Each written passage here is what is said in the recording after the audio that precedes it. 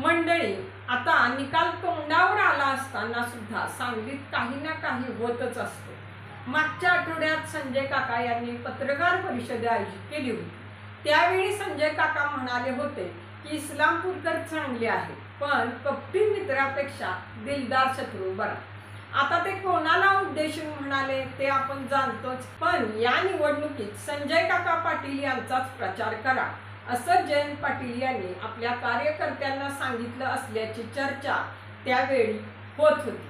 खरं तर सांगलीत शिवसेनेची कोणतीच ताकद नसताना चंद्रहार पाटील यांना उमेदवारी दिली, कारण कमी ताकदीचा उमेदवार दिला तर भाजपला मदत होईल असा हेतू त्यामागे होता असं म्हटलं जातं। जर विशाल पाटील यांना उमेदवारी दिली असती तर संजय काका यांना जड जाऊ शकत होतं। जर इथं कमजोर उमेदवार दिला तर भाजपला मदत होईल म्हणूनच चंद्रहार पाटील यांना उमेदवारी दिली। तसं पाहायला गेलं तर महाविकास आघाडी ही स्थापन झाली तीच मुळे पंतप्रधान नरेंद्र मोदी यांचा पराभव करण्यासाठी। मग जयंत पाटील हे महाविकास आघाडीचे नेते असूनही त्यांना माहीत होतंच की इतर शिवसेनेची कोणतीच ताकद नाही, तरीही त्यांनी ही वस्तुस्थिती उद्धव ठाकरे यांना का सांगितली नाही? सांगलीत या सर्व घडामोडी सुरू असताना सुद्धा ते गप्प का बसले? त्यांच्यावर जेव्हा थेट आरोप होऊ लागले तेव्हा त्यांनी हे आरोप फेटाळले। सांगलीत एका प्रचार सभेत बोलताना ते राष्ट्रवादीच्या कार्यकर्त्यांना म्हणाले की तुम्हाला चंद्रहार पाटील यांचंच काम केलं पाहिजे। जर तुम्ही वेगळं काही केलं तर माझा तुम्हाला शेवटचा नमस्कार।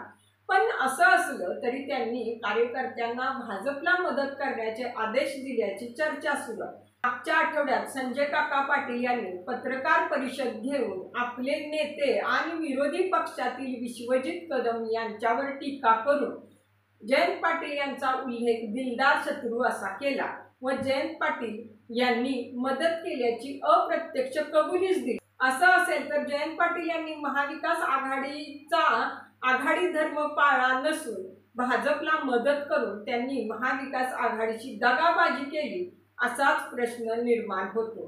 पण तुम्हाला याबद्दल काय वाटतं? जरूर कमेंटमध्ये व्यक्त व्हा आणि बोल हटके या आपल्या यूट्यूब चॅनेलला नक्की सबस्क्राईब